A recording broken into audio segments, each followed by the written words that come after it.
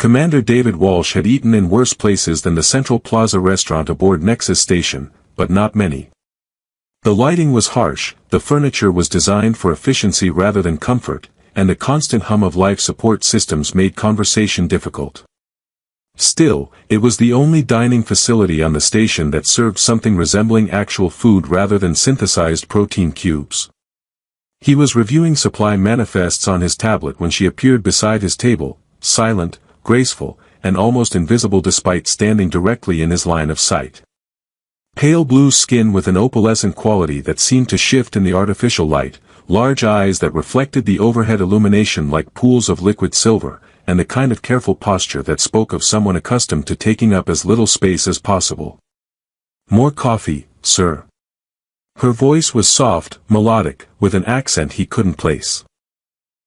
David looked up from his tablet to find her holding a thermal carafe, her expression perfectly neutral in the way that service workers learned when dealing with potentially difficult customers.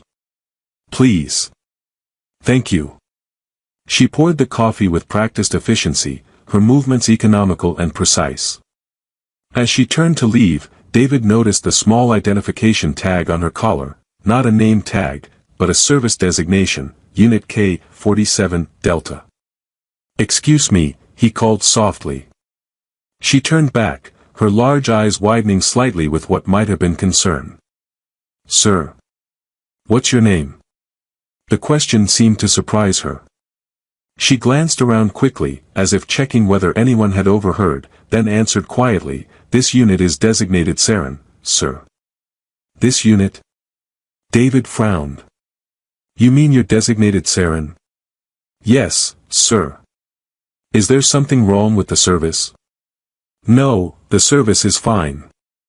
I just—" David paused, studying her expression.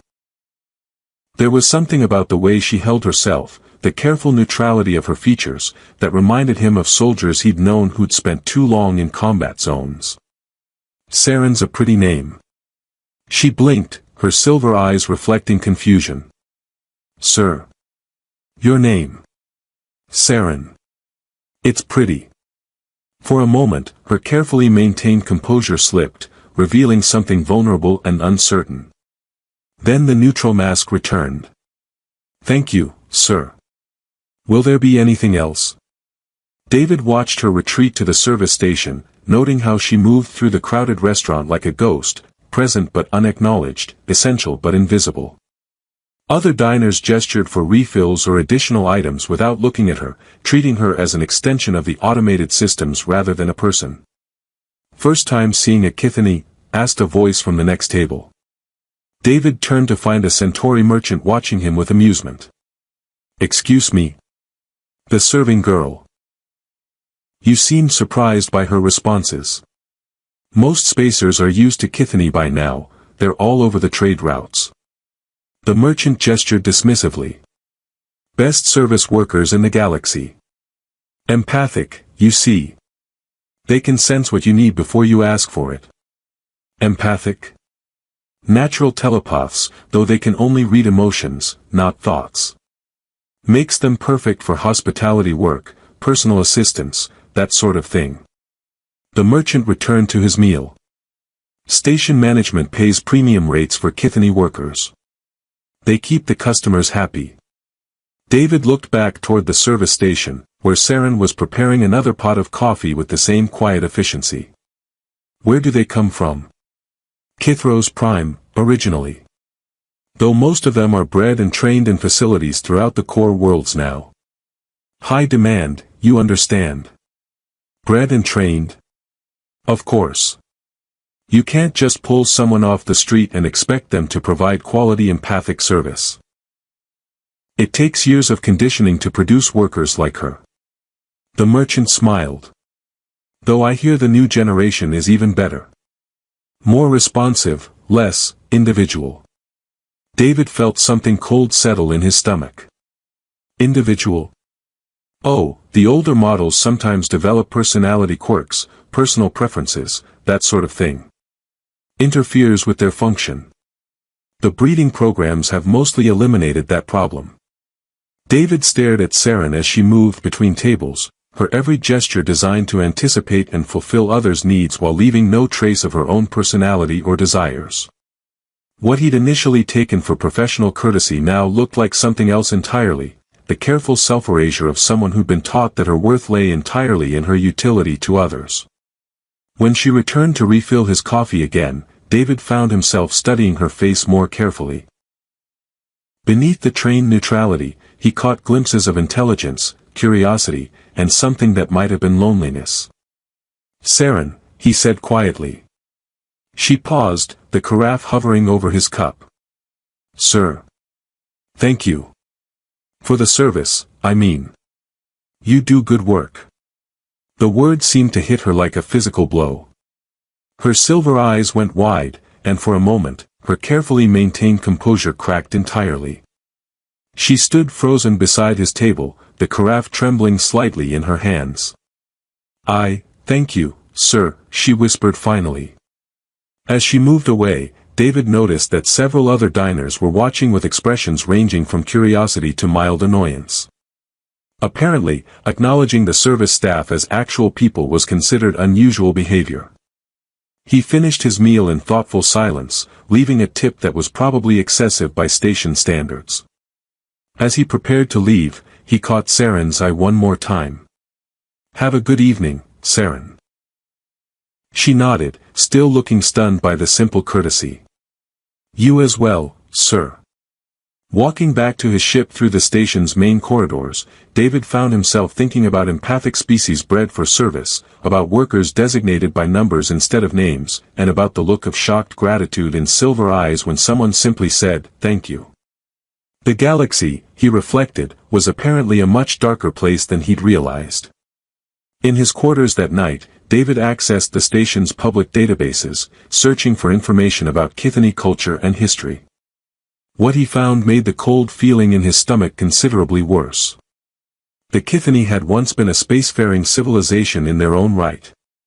But their natural empathic abilities, combined with their physical beauty and generally peaceful temperament, had made them targets for conquest by species that saw them as valuable resources rather than equals.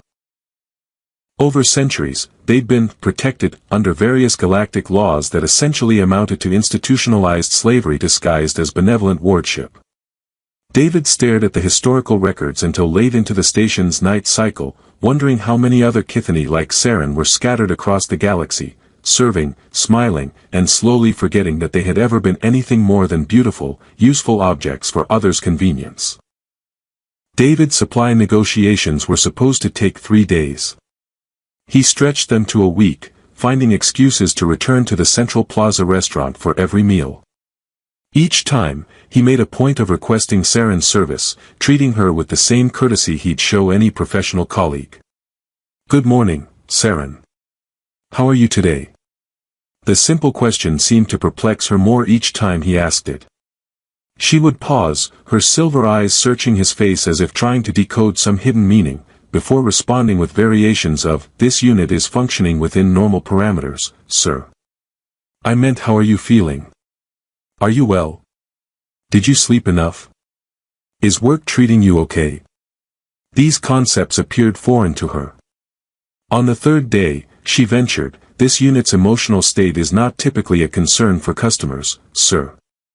"Maybe it should be," David replied, then immediately regretted the comment when he saw her flinch. By the fourth day, he'd learned more about the restaurant's operations than he'd ever wanted to know. Saren worked 18-hour shifts with 2 mandatory rest periods. Her living quarters consisted of a small dormitory shared with other Kithani workers. She had no personal possessions beyond her work uniforms. Her meals were nutritionally optimized but identical every day. "Don't you ever want something different?" David asked when she mentioned her standard protein allocation. "A favorite food, maybe? Something that tastes good instead of just meeting dietary requirements?" Saren stared at him with genuine confusion. "Personal preferences are discouraged, sir. They interfere with efficient function. But surely you must like some things more than others. Everyone has preferences." "Not Kithani, sir. We are trained to derive satisfaction from successful service completion rather than personal indulgences. David felt his jaw clench. Who taught you that? The training facility, sir. All Kithani receive standardized education in service protocols and emotional regulation. She paused, then added quietly, though this unit sometimes experiences irregular responses to certain stimuli. What kind of irregular responses? Saren glanced around nervously before answering. Sometimes the music from the entertainment district creates pleasant sensations. And the observation deck's view of stellar formations produces difficult to describe feelings. The supervisors say these responses indicate defective conditioning. Or they indicate that you're a living being with natural reactions to beauty, David muttered. Sir. Nothing. Sorry. David studied her face, noting the way her eyes lit up when she mentioned music and stars, then dimmed when she remembered she wasn't supposed to enjoy them. Saren, can I ask you something personal? She tensed. Personal questions are outside normal service parameters, sir. I know. But I'm curious. When you use your empathic abilities, what do you sense from me? Saren was quiet for a long moment, her expression cycling through confusion, concern, and something that might have been curiosity. You are different, sir. Different how? Most customers emanate satisfaction when receiving efficient service, annoyance when service is inadequate, and general indifference towards service personnel.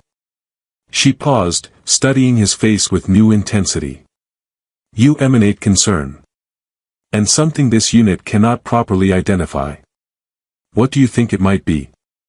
This unit is not trained to interpret such emotions. But if forced to apply a designation. She hesitated. It resembles what the databases define as kindness. Though this unit must be misinterpreting the emotional resonance. David felt his heart break a little. Why must you be misinterpreting it? Because kindness toward Kithani is not logical, sir. We are service providers. Kindness is reserved for equals, friends, family. Not for. She gestured to herself. Not for what? Not for property, sir. The word hung in the air between them like a physical presence. David stared at this intelligent, sensitive being who'd been so thoroughly conditioned that she couldn't recognize basic human decency when she encountered it. Saren, he said quietly, you're not property. You're a person. She shook her head immediately. No, sir. Kithani are protected wards under Galactic Statute 247, c. We are provided care and purpose in exchange for service. It is a beneficial arrangement for all parties. Beneficial for everyone except the Kithani. Sir, this conversation is becoming inappropriate. This unit should return to service duties. But she didn't move. She stood beside his table, her silver eyes reflecting an internal struggle that David suspected she'd never been allowed to acknowledge before. Saren, when was the last time someone gave you something you wanted instead of something you needed? Sir. A gift. Something chosen specifically for your enjoyment rather than your function. She blinked slowly. This unit does not understand the question. Have you ever owned anything that was yours? Something that made you happy just to have it? Ownership is not applicable to service personnel, sir. Personal possessions interfere with mobility and function efficiency. David pulled out his tablet and quickly transferred a small amount of credit to her service account. There. Now you have credits. What would you like to buy? Saren stared at the credit notification with the expression of someone trying to solve an impossible puzzle. Sir, this unit cannot accept compensation beyond standard service payments. Regulations prohibit. It's not compensation. It's a gift. This unit does not comprehend the distinction. A gift is something given freely, with no expectation of return. You don't have to earn it or work for it. It's yours because I wanted you to have it. The concept seemed to cause her actual physical distress. She pressed her hand to her chest, her breathing becoming rapid and shallow. "Sir, why would you transfer credits to this unit without receiving equivalent service value?" "Because you've been working hard, and I thought you might like to have something that's yours. Maybe some music files, or access to the observation deck during your rest periods, or just anything that makes you happy." Saren's eyes filled with tears that she quickly blinked away. "This unit is not permitted to experience happiness independent of service satisfaction, sir. The emotional regulation protocols. Forget the protocols for a minute. Just tell me what would make you smile." She stood frozen, tears now flowing freely down her pale cheeks.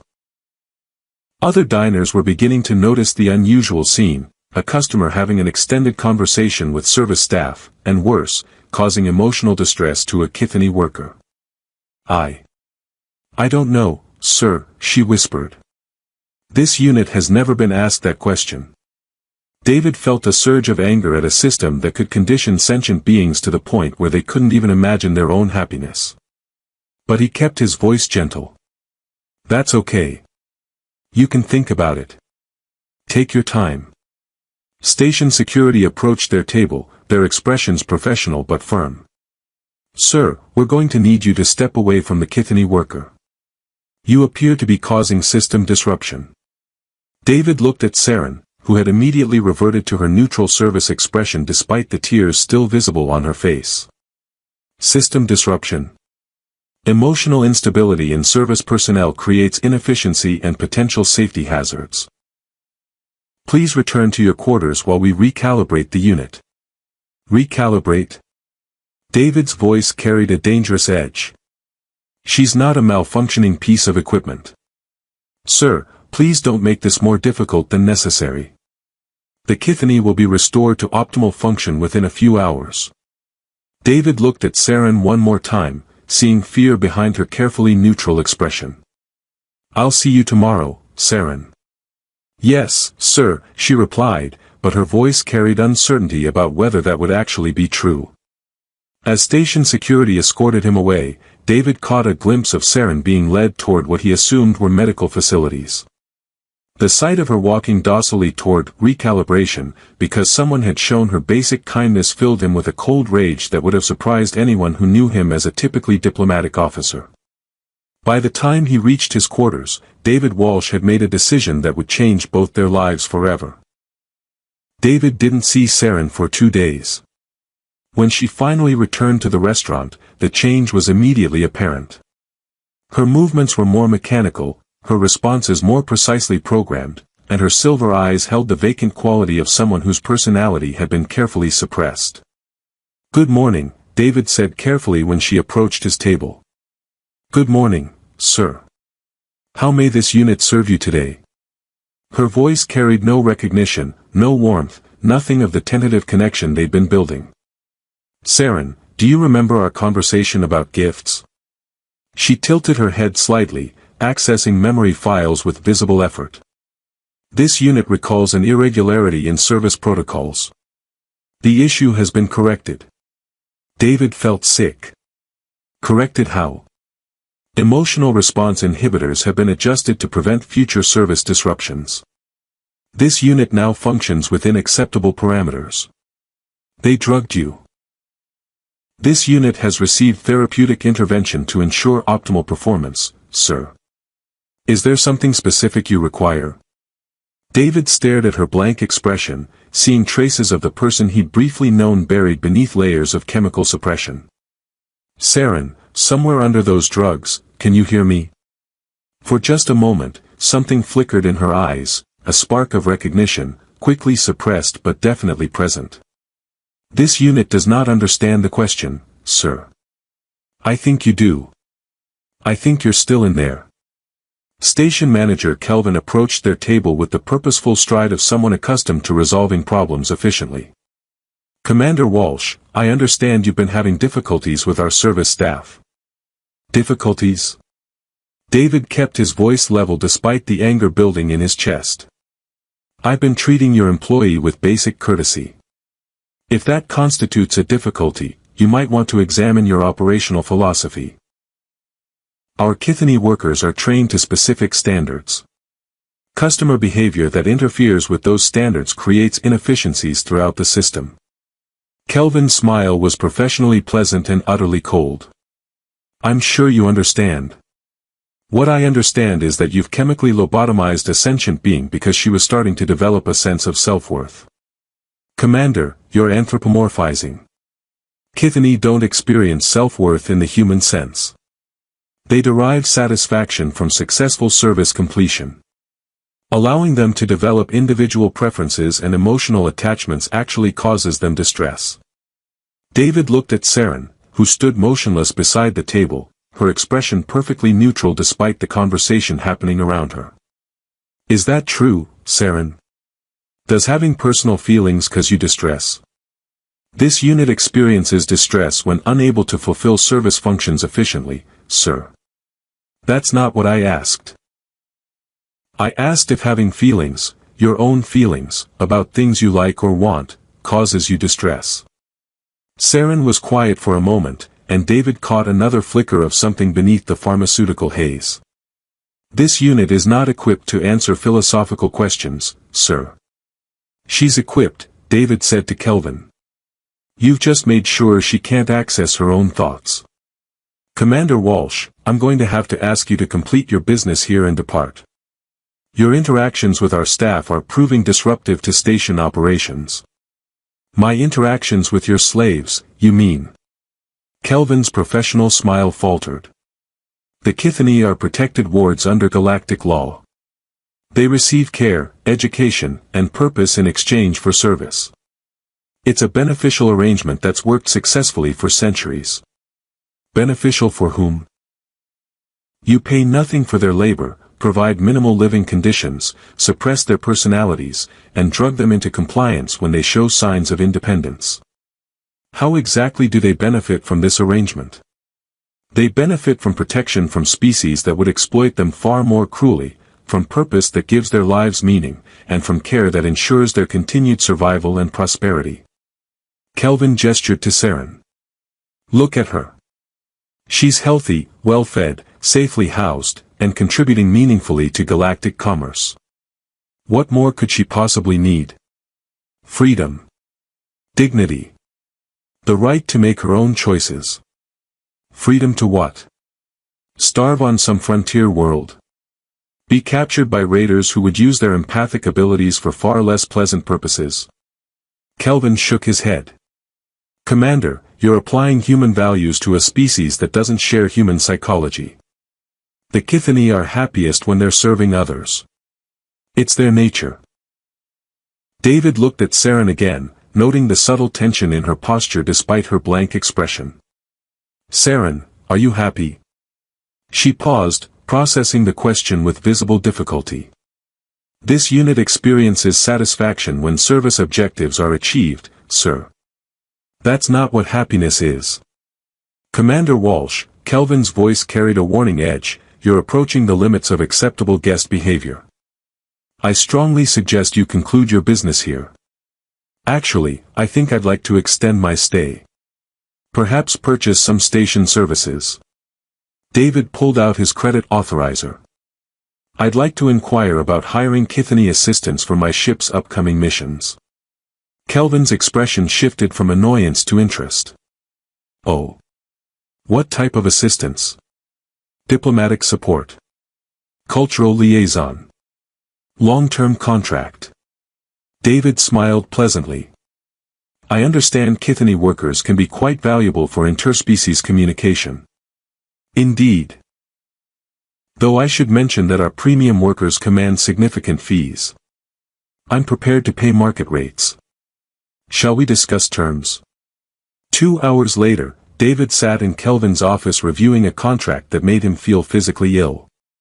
The document outlined the hire of Kithani Unit K-47 Delta for a period of 1 standard year, with options for renewal or permanent acquisition. The language was carefully couched in legal terminology, but it was fundamentally a slave purchase agreement. Standard terms, Kelvin explained. Full responsibility for maintenance, medical care, and behavioral management transfers to the hiring party. The Kithani remains property of Nexus Corporation, but operational authority is yours for the contract duration. And if I wanted to purchase her contract permanently? That would require approval from corporate headquarters, but it's possible. Premium workers like this unit typically sell for substantial amounts. David signed the contract, transferred the credits, and tried not to think about how easily the galactic economy facilitated human trafficking with proper paperwork. Excellent, Kelvin said, processing the transaction. Unit K-47 Delta will be prepared for transfer to your custody within the hour. Standard departure protocols include behavioral conditioning refresh and equipment allocation. Equipment allocation: restraint gear, medical monitoring devices, behavioral modification tools. Standard safety equipment for handling empathic species in private settings. David felt his stomach turn. I don't think that will be necessary. Commander, I strongly recommend the safety protocols. Chthoni can be unpredictable when removed from controlled environments. The restraint systems are for their protection as much as yours. I'll manage without them. Your choice, but corporate policy requires liability waivers if you decline standard safety equipment. An hour later, David stood in his ship's main hold watching Saren board with the same mechanical precision she brought to every task. She carried a small bag containing her few possessions, uniforms, toiletries, and medical supplies. Saren, he said quietly once the station personnel had departed, do you understand what just happened? This unit has been transferred to new service assignment, sir. Standard operating procedure for valued personnel. I purchased your contract from the station. Yes, sir. This unit is now assigned to provide service aboard your vessel. David sat down heavily, the weight of what he'd done settling over him. He'd just bought another sentient being, and she was standing there thanking him for it with programmed courtesy. Saren, I need you to listen very carefully to what I'm about to say. Can you do that? This unit is always attentive to employer instructions, sir. Good. First, you're not this unit anymore. You're Saren. You're a person with a name, not a designation. David stood and moved closer, noting how she automatically stepped back to maintain proper service distance. Second, I didn't buy you to be my servant. I bought you so I could set you free. The word seemed to cause her physical pain. She pressed her hand to her forehead, her expression showing the first crack in pharmaceutical serenity since her return. Sir, this unit does not understand. Freedom is not applicable to Chthoni operational parameters. It is now. Because as of today, you get to decide what your operational parameters are. Saren swayed slightly, her conditioning warring with concepts her suppressed mind was struggling to process. Sir, if this unit is not providing service, what is its function? Whatever you want it to be.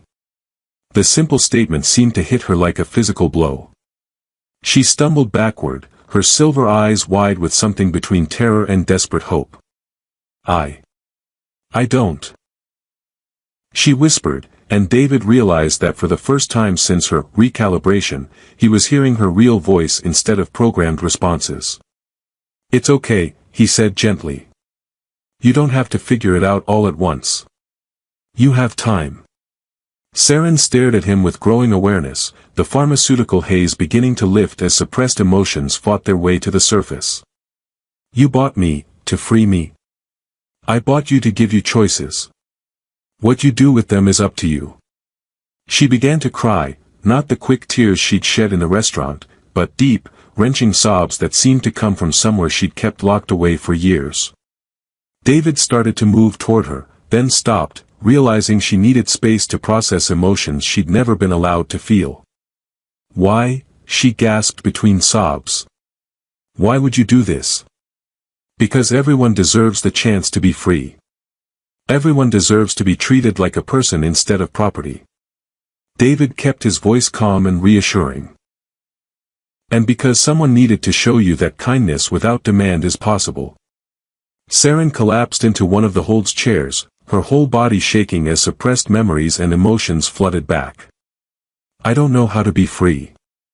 I don't know how to be anything except what they made me. Then we'll figure it out together, David said. One choice at a time. The first week aboard David's ship was chaos. Saren's conditioning kept reasserting itself. She would find herself automatically cleaning spaces that didn't need cleaning, preparing meals at precise intervals regardless of hunger, and standing at attention whenever David entered a room. But between these programmed responses, moments of genuine personality began to emerge. Saren, David said on the third day, finding her scrubbing the already spotless galley floor for the second time that morning. What are you doing? Maintaining cleanliness standards, sir. She paused, confusion flickering across her face. Though I'm not certain why. The surfaces were already clean. Because you're reverting to programmed behaviors when you don't know what else to do. David sat down across from her. What would you like to do right now? The question still caused her visible distress. This unit, I don't know, sir. Don't call me sir.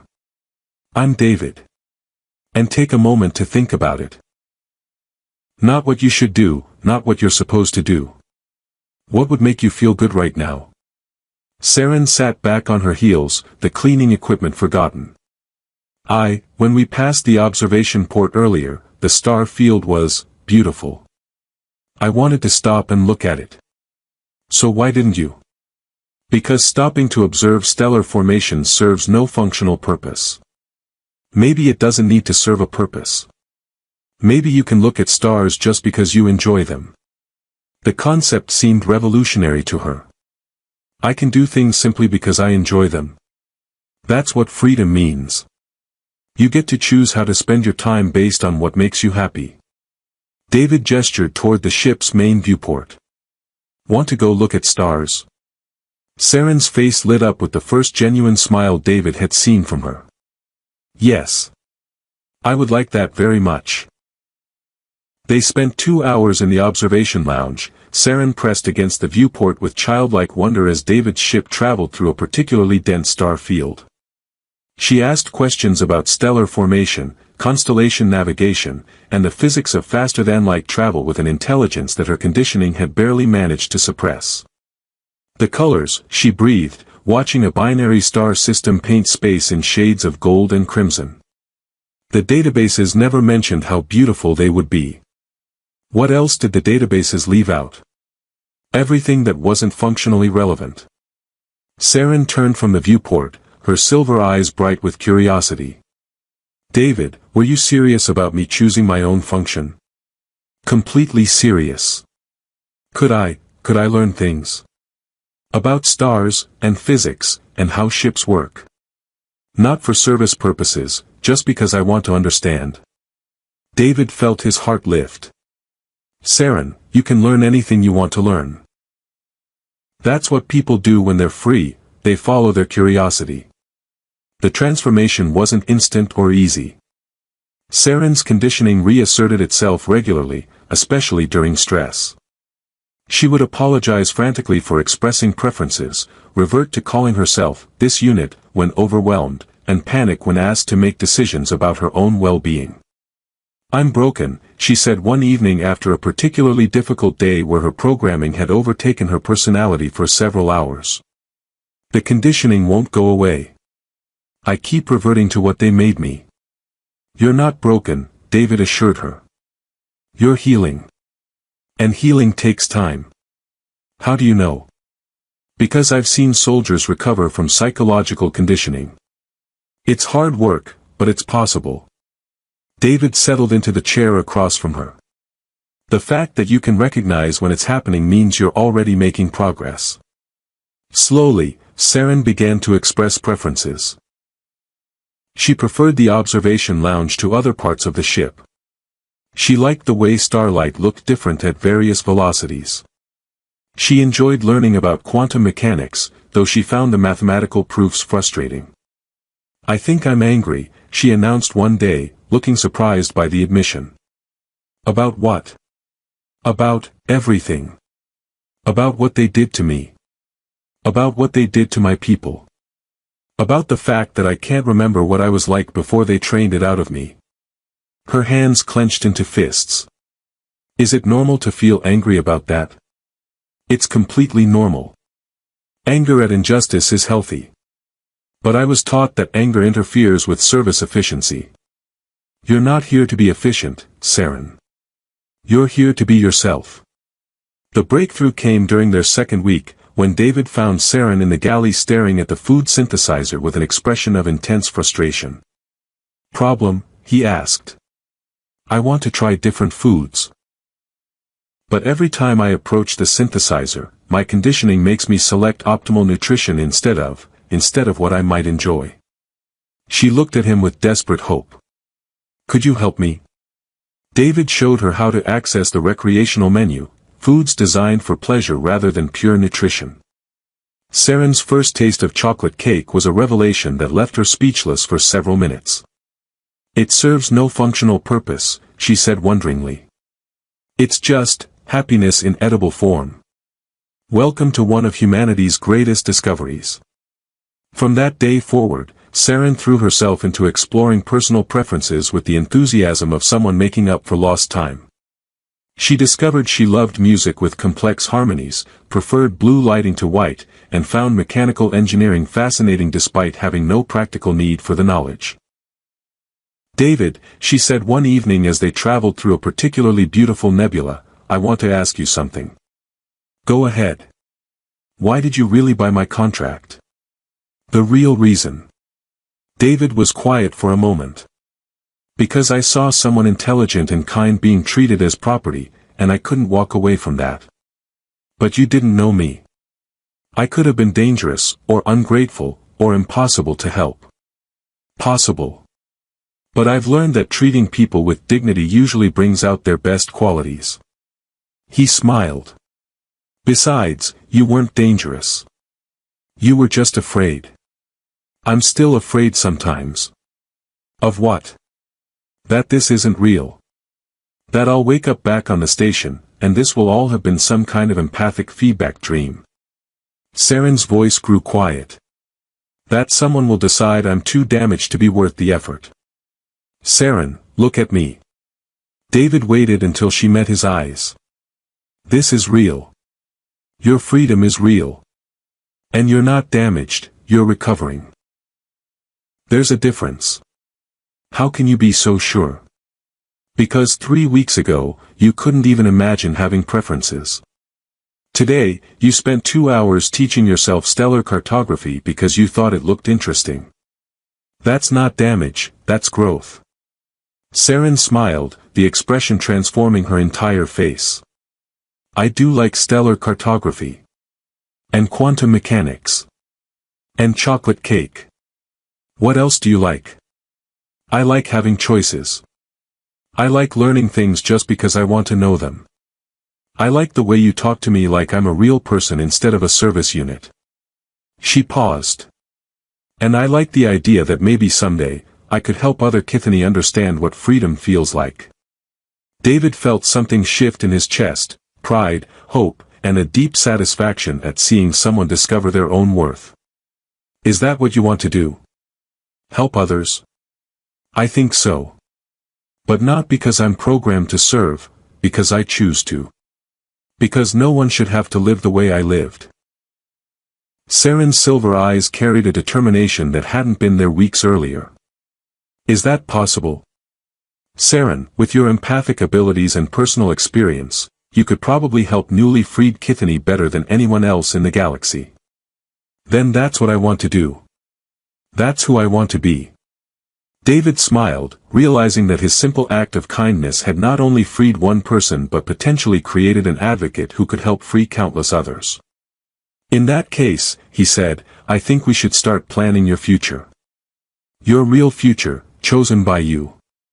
For the first time since he'd known her, Saren laughed, not the careful, controlled response of a service worker, but the genuine delight of someone who had finally learned what it meant to be free. 3 months after leaving Nexus Station, David's ship docked at Frontier Port, a bustling trade hub where he needed to file reports and arrange for Saren's legal status as a free citizen. The paperwork was complex. Galactic law had provisions for freeing Kithani, but they were rarely used and required extensive documentation to prevent theft of valuable resources. Saren had grown more confident during their travels, but the sight of the crowded station filled with diverse species made her nervous. "There are so many people," she murmured, staying close to David as they walked through the main concourse. "It's okay. You're not property anymore. You're a free citizen with full legal protections."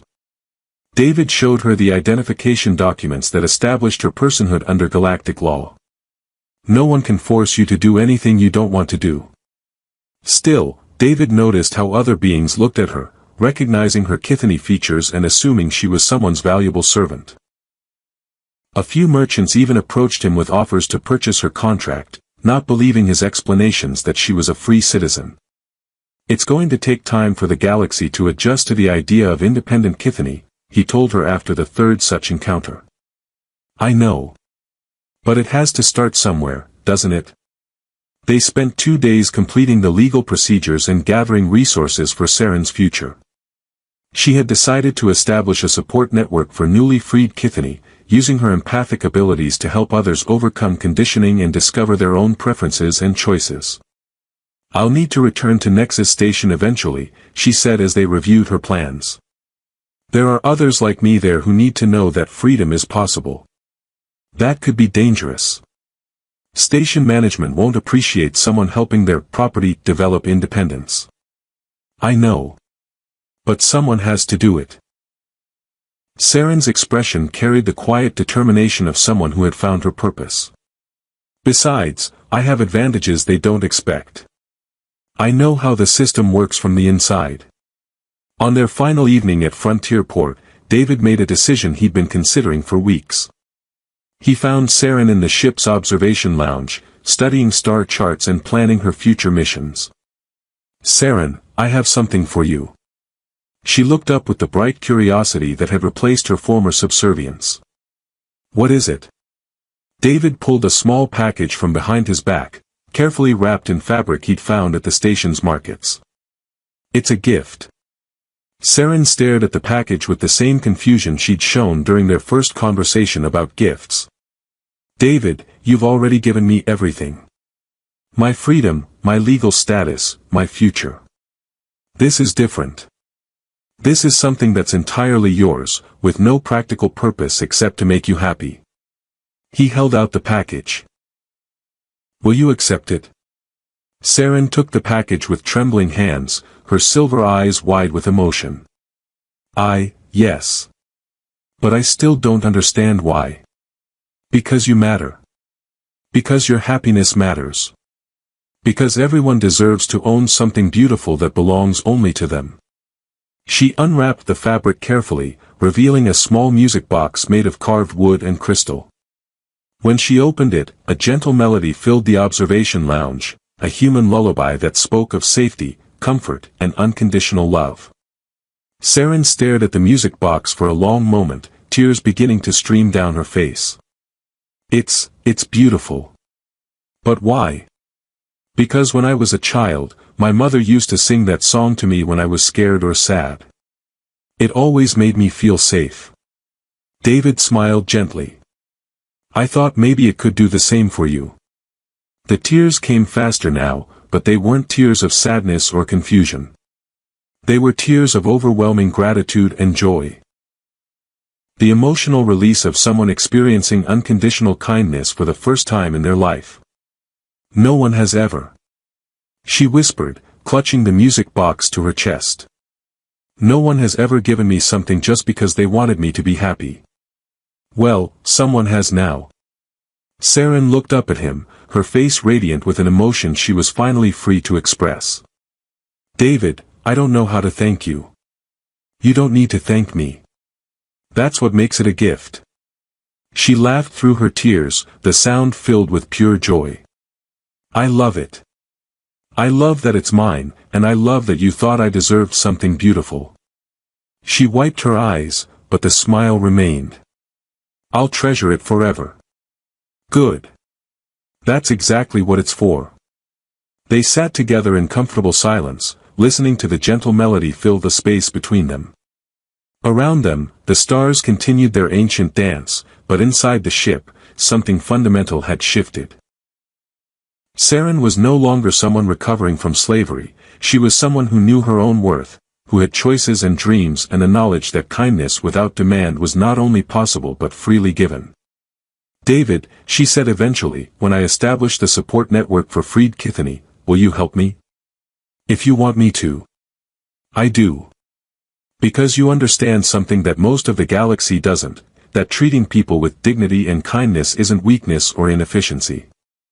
It's how you help them become who they're supposed to be." David smiled, thinking about how a simple act of courtesy in a space station restaurant had led to this moment. "I'd be honored to help." 6 months later, David stood in the same Central Plaza restaurant where he'd first met Saren, but everything had changed. The Kithani Independence Foundation had established offices on 12 stations, providing support and legal assistance to any Kithani seeking freedom. Saren moved through the crowd with quiet confidence, no longer invisible but respected as a leader and advocate. "Commander Walsh," called a familiar voice. David turned to see station manager Kelvin approaching, his expression carefully neutral. "I understand you're responsible for the recent changes in our staffing situation." "Changes?" "Half our Kithani workers have requested legal hearings about their status. Others are demanding wages instead of basic provision. It's causing significant operational disruptions." David smiled pleasantly. "Progress often is disruptive to existing systems." "Is that what you call it?" "I call it people discovering they have rights." Across the restaurant, Saren was speaking quietly with a young Kithani worker, one of the first to request freedom through the new legal channels. The worker's eyes held the same wonder that Saren's had shown when she first learned she could make choices for herself. "Your friend has caused quite a stir," Kelvin said, following David's gaze. "The corporate board is considering policy changes to address the situation." "What kind of policy changes?" "Improved compensation packages, expanded personal time, recognition of individual preferences within service roles." Kelvin's expression was sour. Apparently, treating Kithani workers as people is becoming more cost-effective than replacing them constantly. David watched Saren hand the young worker a small wrapped package, another music box, another gift given freely without expectation. The worker's reaction was immediate and overwhelming, tears of joy flowing as they experienced kindness without demand for the first time. "You know," David said thoughtfully, "sometimes the smallest gifts create the biggest changes." He left Kelvin standing there and walked over to join Saren, who looked up at him with the bright smile of someone who had found their purpose. "How many today?" he asked. 6 more workers requesting hearings, 3 successful emancipations, and 1 very confused station manager wondering why productivity is actually improving now that people feel valued instead of exploited. Saren laughed, the sound carrying across the restaurant like music. "Who would have thought that treating people well would make them work better?" "Revolutionary concept," David agreed. "Ready for the next station?" "Always." Saren picked up her bag, which now contained legal documents, resource guides, and dozens of small gifts to give to newly freed Kithani. "Though I have to ask, do you ever regret buying my contract? You probably didn't expect to become part of a galactic civil rights movement." David looked around the restaurant, noting how the remaining Kithani workers moved with slightly more confidence, how customers were beginning to actually acknowledge their service, how the atmosphere itself had shifted toward something more humane. "Saren," he said, "buying your contract was the best decision I ever made.